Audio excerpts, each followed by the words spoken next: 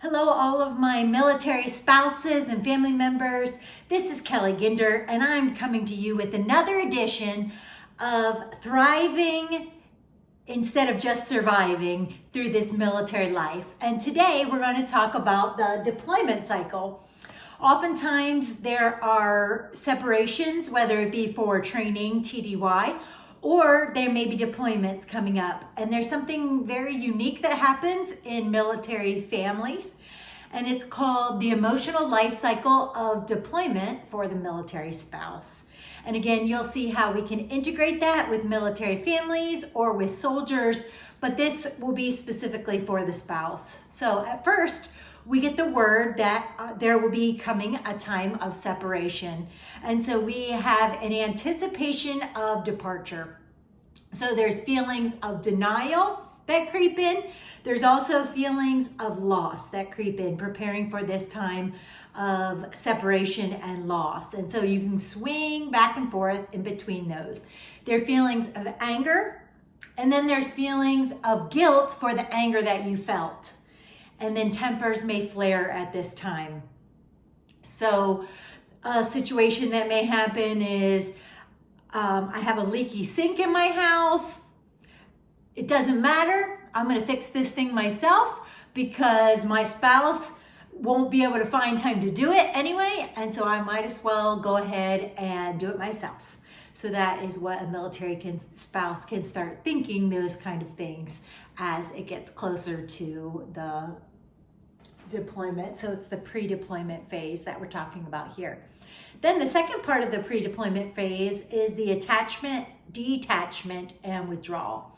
So the spouse, the military spouse, may feel abandoned while the service member prepares to deploy. They've got a whole checklist of things that have to happen, late nights, early mornings, and it can feel you can feel very abandoned as a spouse.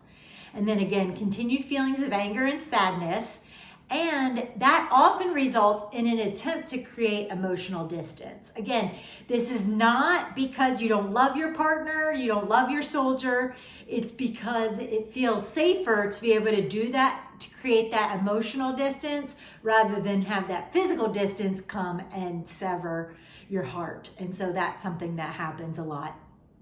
Then we come from the pre-deployment into the deployment section of the cycle. And so immediately what happens is emotional disorganization.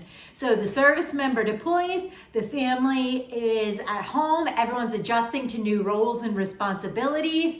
This is often the time when the spouse can feel very, very, very overwhelmed. Like, how will I be able to handle this all by myself? This is usually the time when Murphy's Law comes into play. Something breaks, kids act up, just things aren't going the way that you expected. And so it is just very exhausting and overwhelming at this time.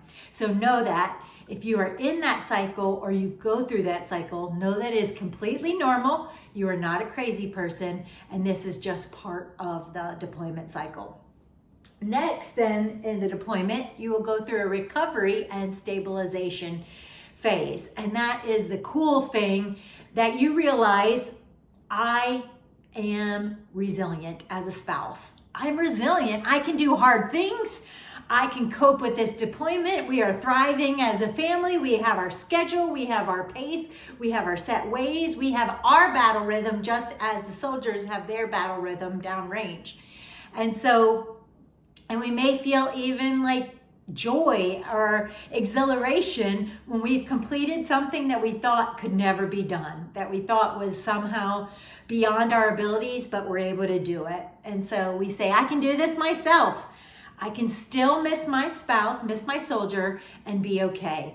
And so that is something that's important to know that comes after the stabilization of the deployment. Then there's the anticipation of return. And so you are feeling however many months, weeks later, you're feeling happy that the hectic time It's going to become a hectic time preparing for the return. Maybe you clean everything, adjust everything, get everyone's schedules all together. Who knows what happens? Reorganize the house, all these kind of things. You're like, oh, I just want to make sure that everything's right. And then oftentimes too, it can provide feelings of nervousness because we're going to see our spouse, our soldier, after so many months, weeks. And so it feels kind of unsettling, and we think, will my soldier still love me, or will we still love each other upon return? So then comes the return, and then we go into the process of reintegration, of reunion, reintegration.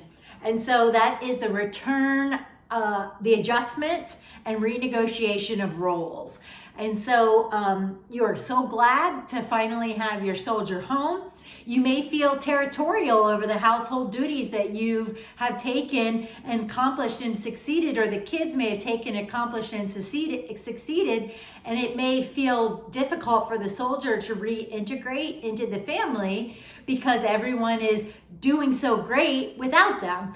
And so you may have to try and help your spouse readjust and deal with the stress of readjusting. And so your soldier spouse, and so that is something that is so important.